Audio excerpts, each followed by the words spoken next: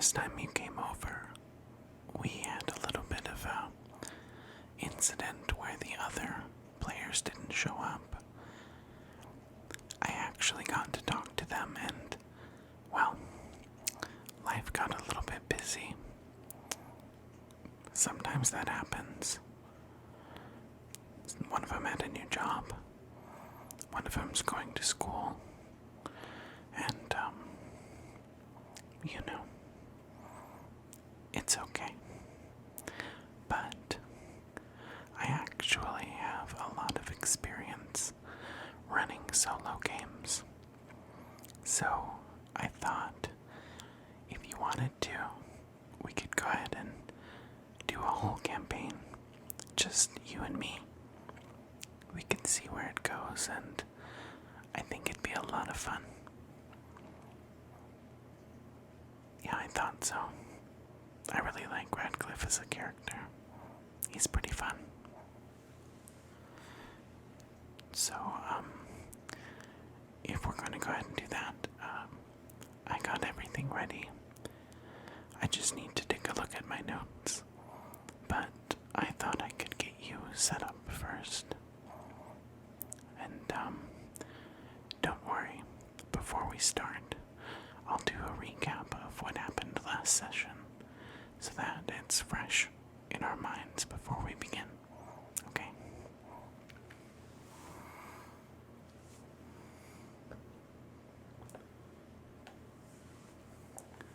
Oh, I already put your character sheet on that part of the table right there. So, I've got your pencil.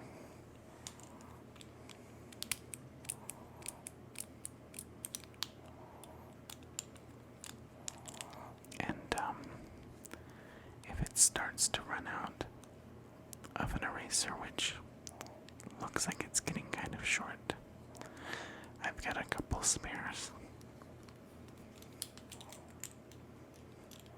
Okay. There we go. And I've got your book.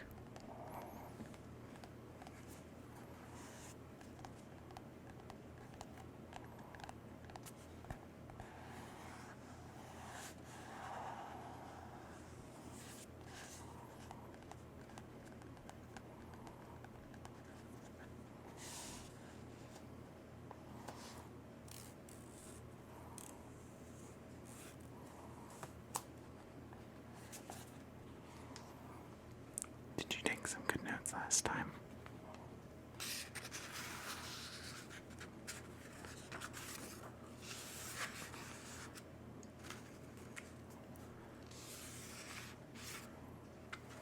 That's all right. As long as you wrote down the things that were important to you and your character, you can always ask me if your character remembers something, or to help you out with names. It's not a class, so I'm not going to grade you on your notes. You should see some of my first notebooks. It was just a big scribbled mess.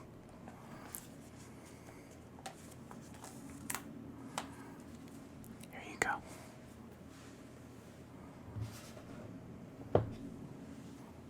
Oh, and, I got a few drinks. Non-alcoholic, though. So, I got you a glass with ice.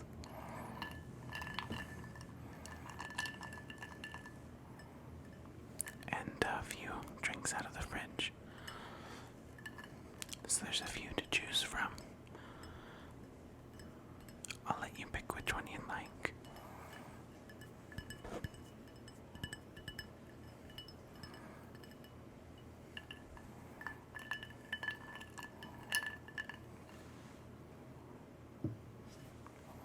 So, the first one is actually one of my favorites.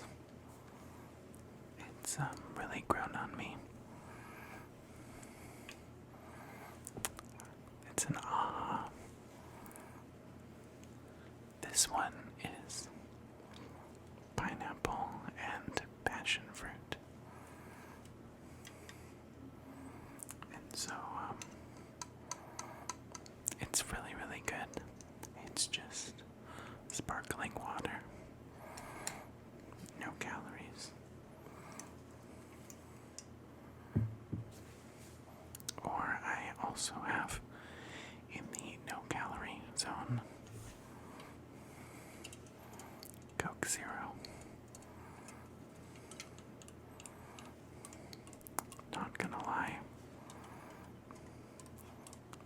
might have been influenced a little bit by new jeans.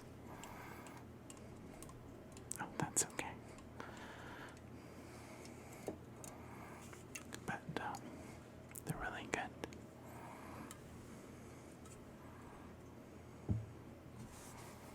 And then I also have Mountain Dew.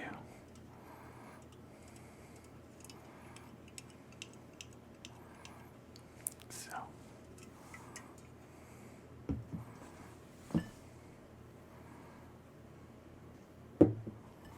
which one do you think you want?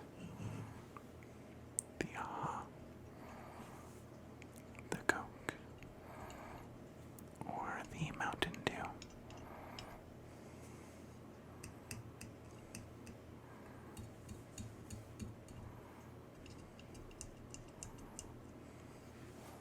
Do you think you want to do the Mountain Dew? Okay, no worries.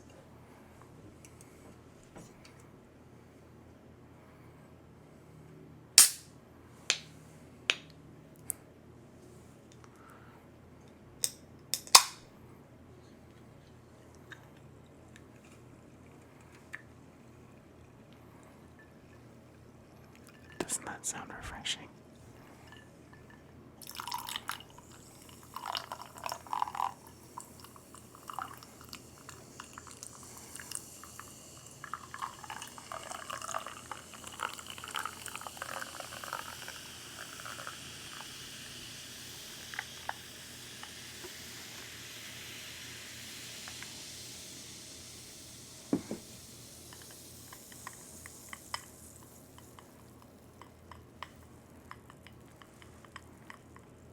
Here you go.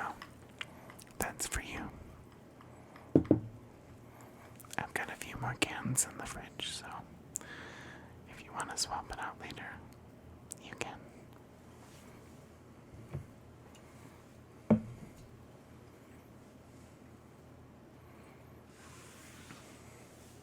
So, like I said, let me look over my notes a little bit. Oh, you're right. I did actually bring some snacks as well. There weren't any Doritos left, so I got you a few different options to choose from.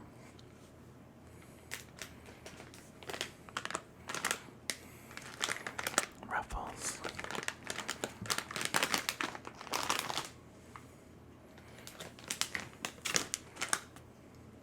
Funyuns.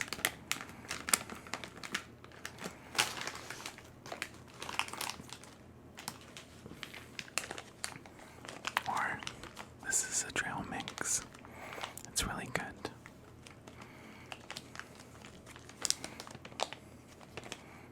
This one has little bits of chocolate in it, raisins and dried cranberries, peanuts, almonds, and cashews.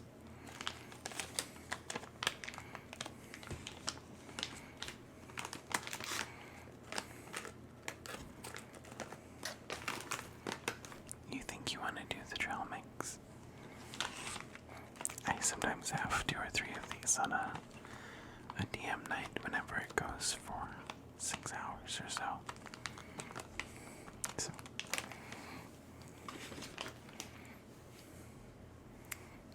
And of course, your dice.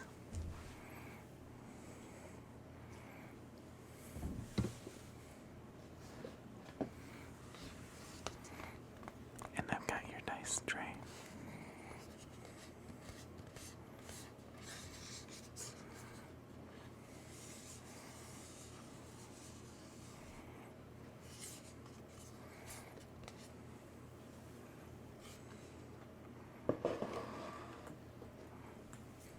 There we go.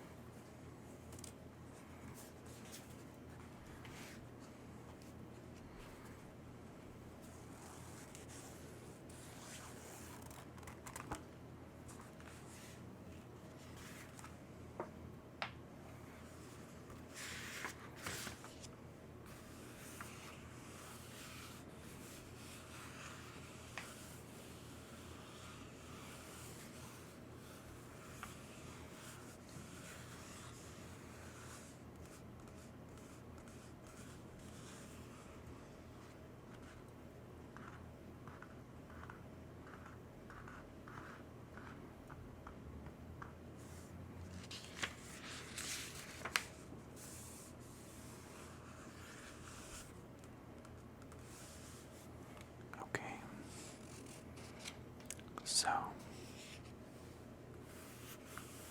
just to recap what happened, we started the session, just you and me.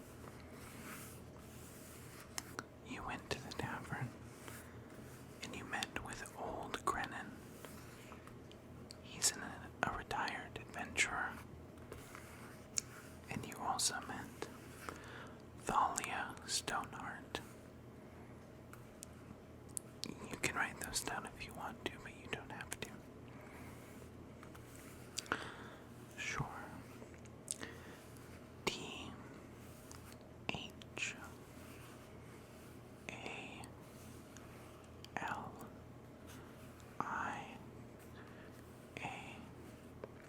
Thalia.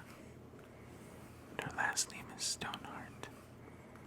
Like stone, like a rock, and heart.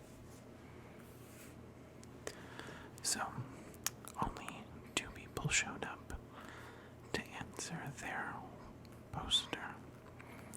Their job posting was you and Tamry. Tamry. Tamry.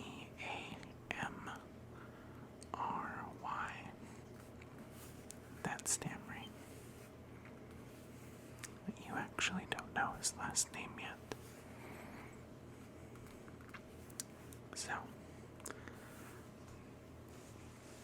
Thalia said that her brother went to this dungeon with 3 of his friends. They were going to find a crypt of some sort. I believe they called it the Crypt of Whispering Shadows. And old Grennan,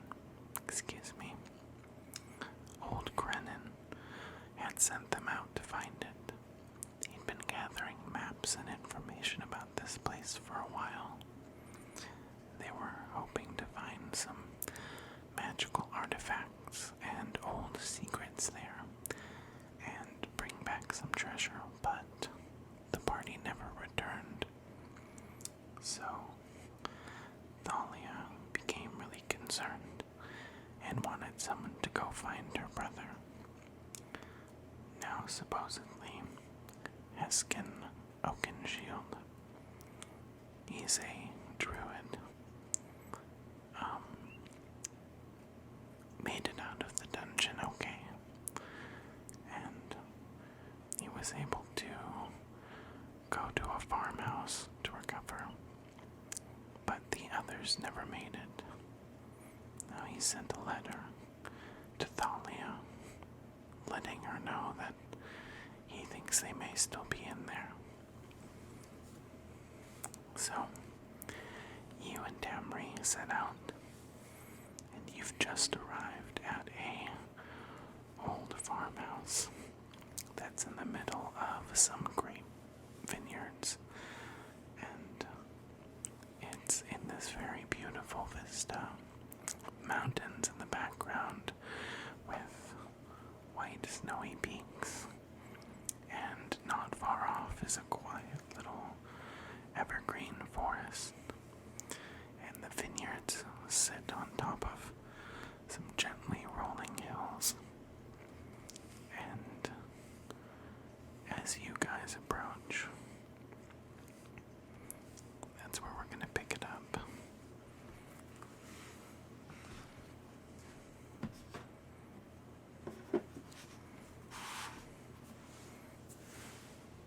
Are you ready? Okay. Radcliffe. As you approach the farm, Tamry turns to look at you. You know, I bet this druid, he doesn't have to know how much we're getting paid, but we could maybe offer him a little bit of coin and he could come with us. Most druids are good healers. They know all of the forest magics, things to do with plants. I don't really know how health potions are made, but I'm pretty sure a plant is involved at some point.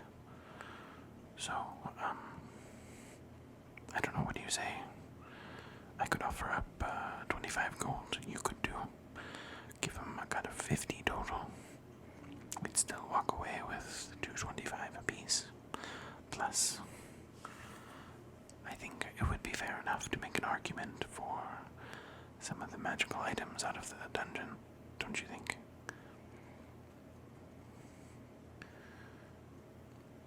What do you mean you don't really need coin? I'm very confused.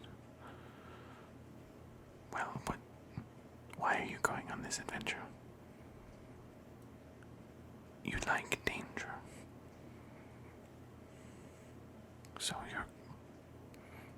you wanted to go on an adventure of some sort, and you wanted it to be dangerous. Well, you should have spoke up at the table. I would have happily taken the full 500 gold pieces. What if we need to give it to someone? My friend, you are very confused. That is what you do with coin. You give someone some coin, and they give you something like a shirt. I know you've never tried that before, probably, but perhaps it would be good to cover up this. It's just a lot. Well, I mean, if you would like, you're more than welcome to offer as much as you like. Sure. Okay. Yeah, your share of the money is your share of the money to do however you like.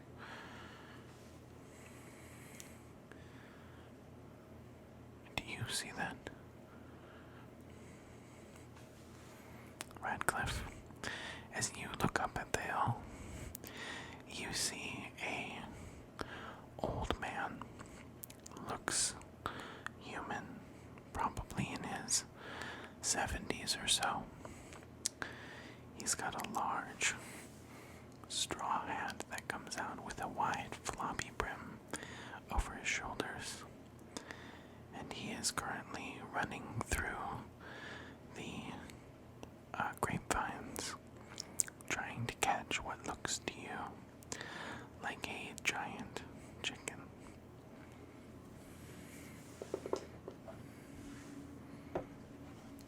I want you to roll me a nature check to see if you know what this thing is. Oh, yeah, let me get your dice.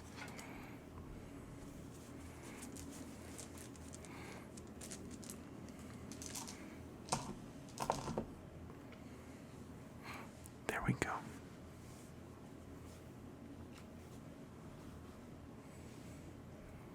Do you want to roll it? I can. Okay. So, what do you add to your animal? Sorry, what do you add to your nature? It's going to be on the skills. Yeah, on the left-hand side. Yeah. And then it's alphabetical, so just scroll down and look down. Okay. Okay, so that's a 9 total.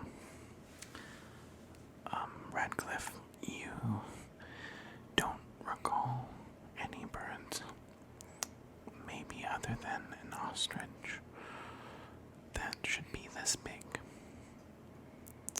You've heard legends of birds that were nearly 50 men wide with their wingspan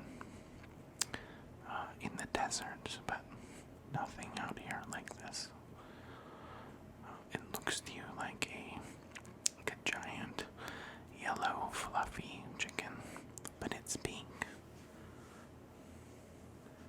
It's this very wide, elongated, axe-like beak, and he's chasing after it. Yeah, a little bit.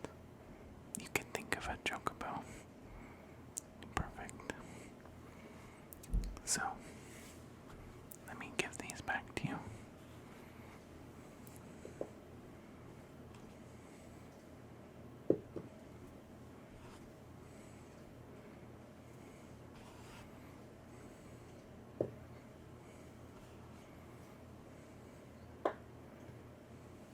Okay. So, he's running after this thing, and it's not running very quickly.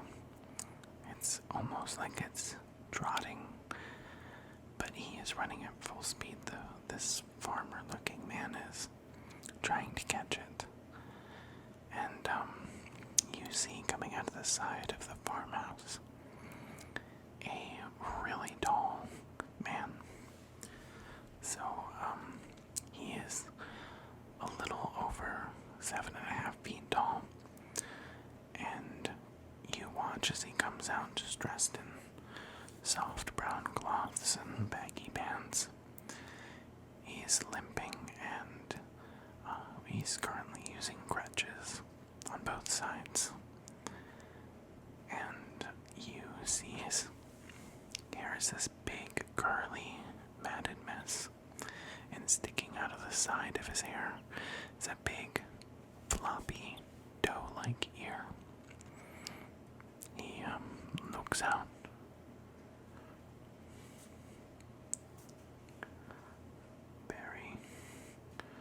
Barry, are you okay? If you can chase it back here, I can help.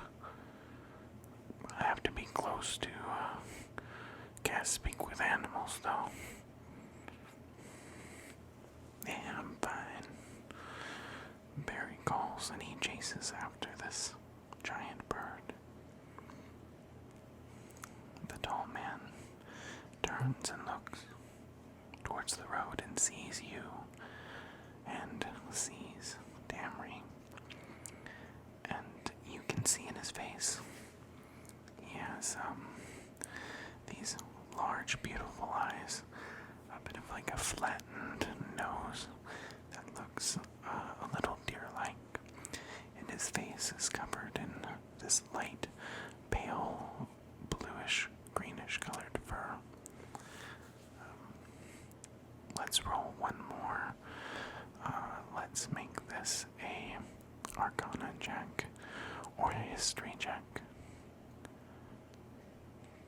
Okay, it sounds like both, or maybe. Yeah, both are probably not the best, but we can try.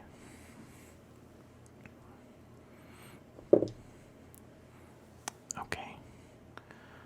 Well, even with your ability scores, it looks like you still got a 15, so you've heard of this creature before. This man is a furbolg. Firbolg.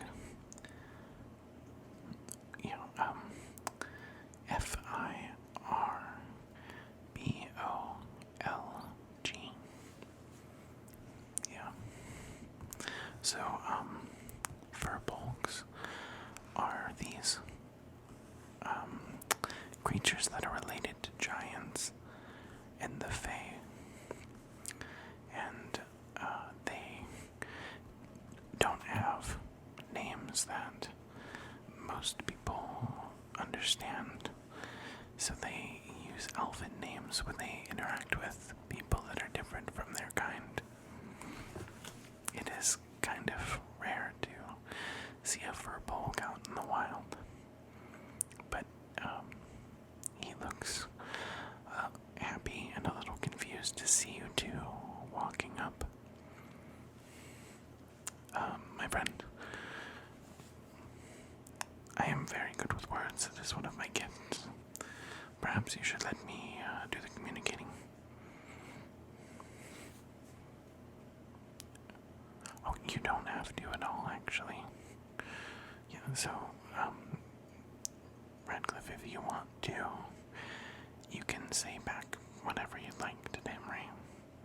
If you want to be the one to do the talking, your character can speak up.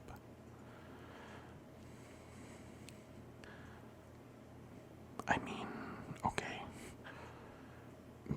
Sure. If you think that you can get better information out of him, I'd be happy to sit back. I'm just saying I have a bit of experience, you know. Okay. No, by all means. Go right ahead. So, you and Tamri walk up, and this man looks at you, and in a very deep and slow voice, he says, well, hello there. Can I help you? You gentlemen look like you're, a bit lost.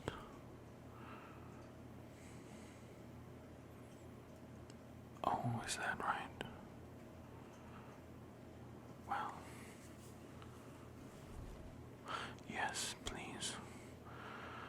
Please come sit down, and there's just some chairs over here that we could talk.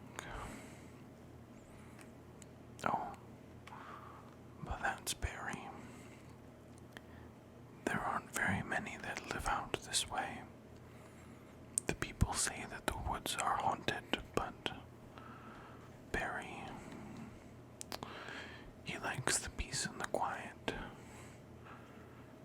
And as he says that, you can hear the bird squawking and crying. It seems to be having fun, like it's some kind of a game to keep away from this man.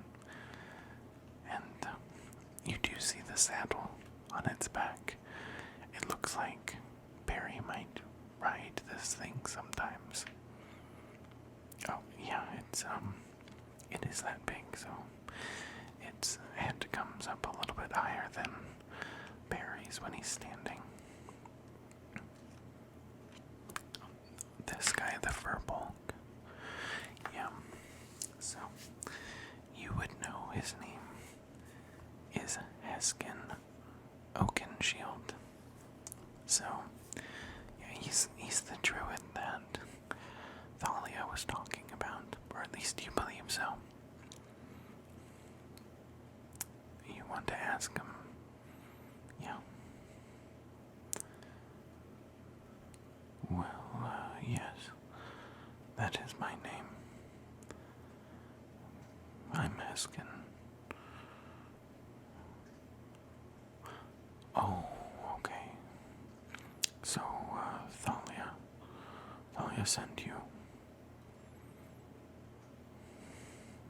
How is she doing? She's so sweet. Okay. Well, are you friends of hers? Oh. Krenin paid you. At that point, Tamri gives you kind of a dirty look, as though he's trying to tell you not to share the amount. Oh. Yes, well, he did provide us with a good amount of money, too. Did he give you one of his signature adventuring packs? What? I don't know. What? I did not get an adventuring pack. Tamri pipes up. Oh. Well, you're welcome to have mine, because I don't think I'm going to be using it anytime soon. Yeah, I just have it inside. I'll pass it on for you. Oh. At that point, he looks over, and Barry is starting to walk back, looking a bit defeated as the giant bird is wandering around. If you don't mind me asking, what is that thing that he was chasing? Oh, it's, well, we call it an axe beak around these parts. An axe beak. On account of its, beak that kind of looks like an axe. Oh, okay. That's a weird bird. He chuckles a little bit.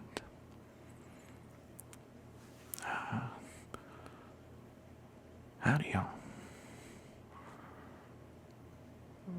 Can I help you? Barry comes over and he plops down in a cross-legged position on the ground, looks up at the both of you. My name's Barry Goodfield, and I don't get very many visitors, but it's been a busy couple months. Tamri looks down and introduces himself.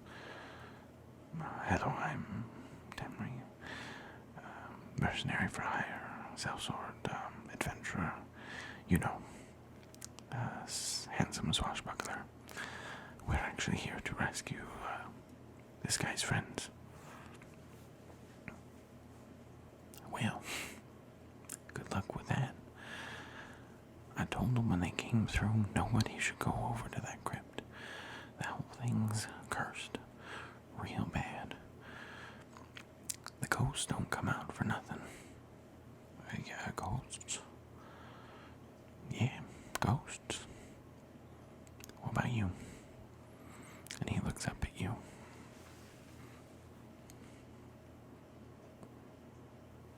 Oh. Well, yeah, I don't know if muscles are good against ghosts, but I suppose I haven't seen many that look like that before. Hey, what's your name? Radcliffe. Alright. Radcliffe, that's a mighty strange name. I mean, so's Tamri, if I'm being honest, but y'all are welcome. Stay here for a while. Think about what you're doing before you go do it. You know, you might want to be real careful. Those woods, they get a little spooky. And that dungeon in there is no good. I'm telling you. Old Haskin ain't been the same since. I am not that old. Well, you know what I mean.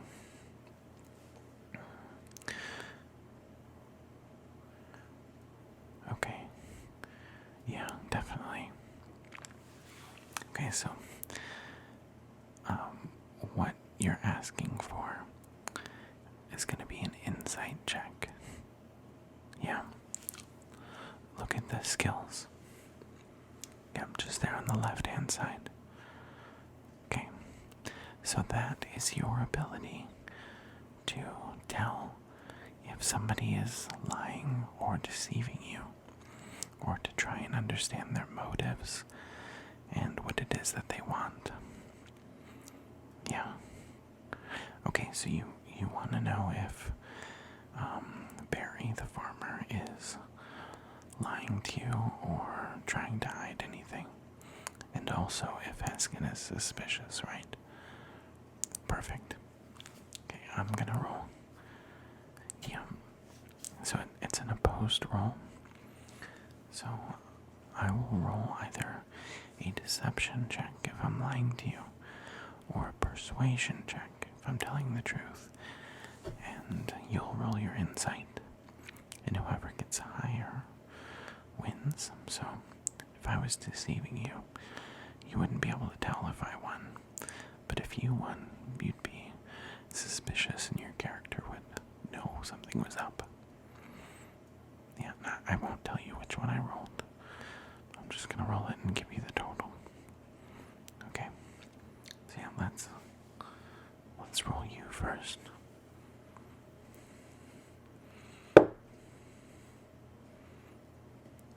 You rolled really well. What's your modifier? Okay. Well, that's a 17 total. So, I'm gonna roll now.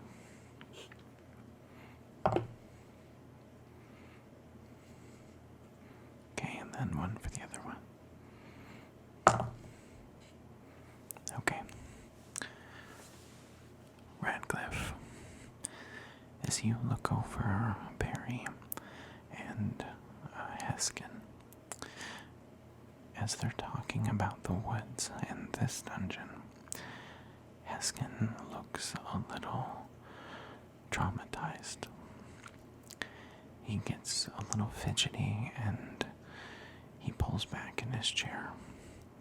He also reaches a hand down and starts to rub on his leg a little bit. And you can see that it's underneath the pant leg. There's a lot of bandages and wrappings. Now, Barry, on the other hand, as he's talking about it, he seems serious. He's a bit cantankerous under the surface a little. But you don't sense any ill will or an urge to harm you. And you don't think he's lying or deceiving you in any way. Yeah. Perfect. Okay.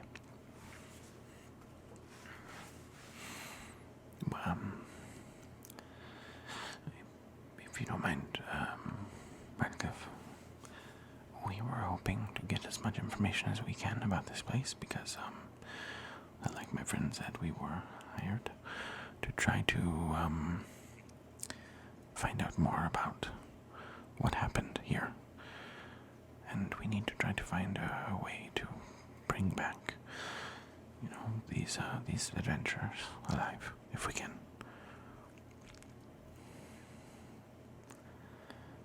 I don't know if they're alive for sure, says Haskin. I hope they are, but that place was really dangerous. What do you mean? Well, after we got over there, there was writing on the wall. It was inviting us in. It's like whoever made that place wanted you to go inside. It told us there were treasures and wondrous things that could be found, but that we'd have to prove ourselves first. The first room that you come to, there's something written on the wall, and he pulls out a little book from his pouch. He opens it up on his lap.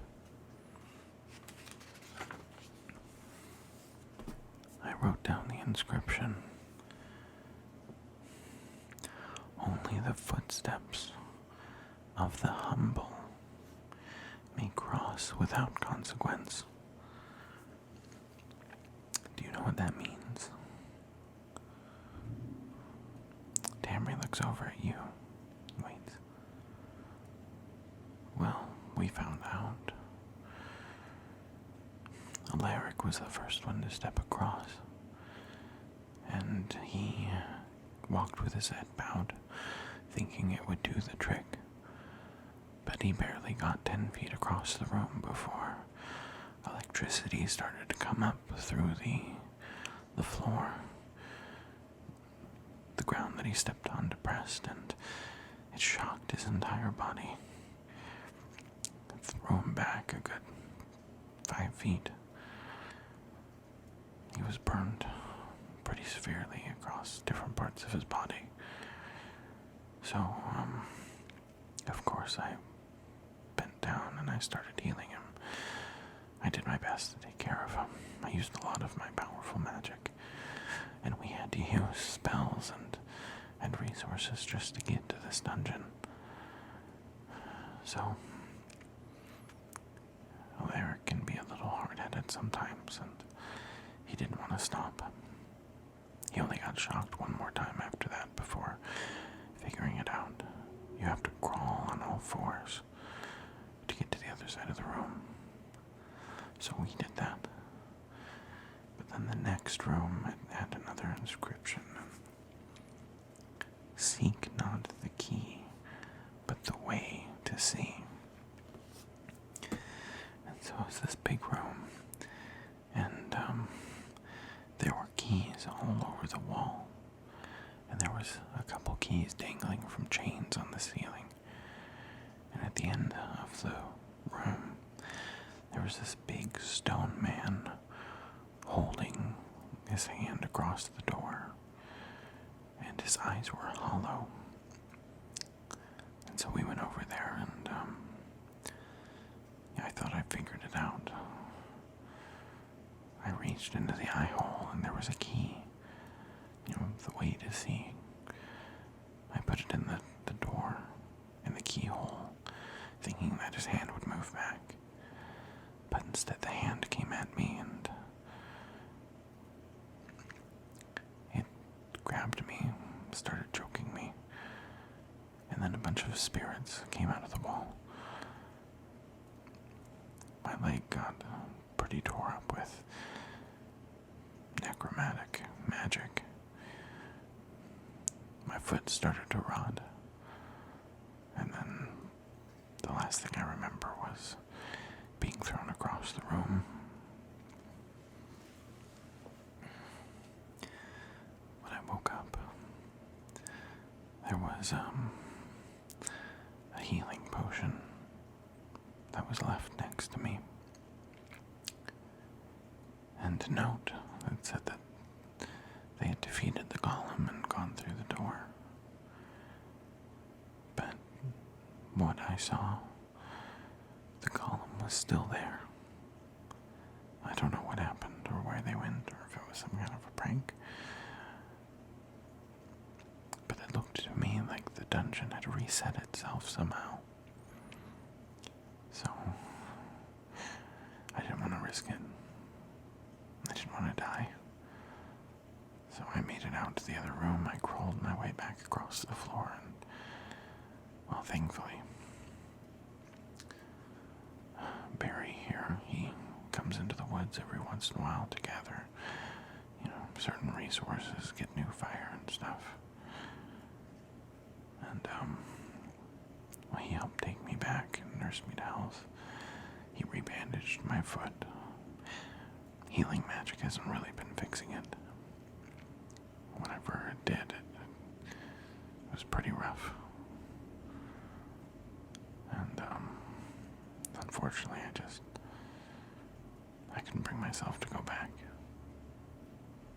I couldn't see Thalia that way, knowing that her brother was in there and I couldn't help. And I didn't want to go back to the dungeon. I'll die if I go back. I'm not ready.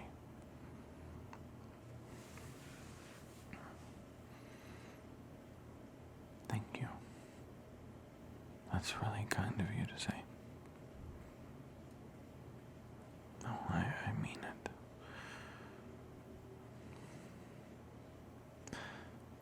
If you are going to go, I can help you. I'll share my notes with you. Everything that I know, everything that our mentor gave us. Yeah, Grennan. He got us into adventuring. I'd be willing to take you there too, to where it is, but I'm not going in. But that sure means a lot to me. I think that my friend and I, that would be more than enough, just to see where it is, be able to go in. Don't you think?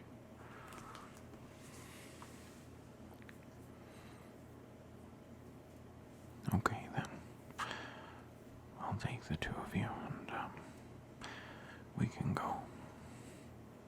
But maybe you should rest first tonight.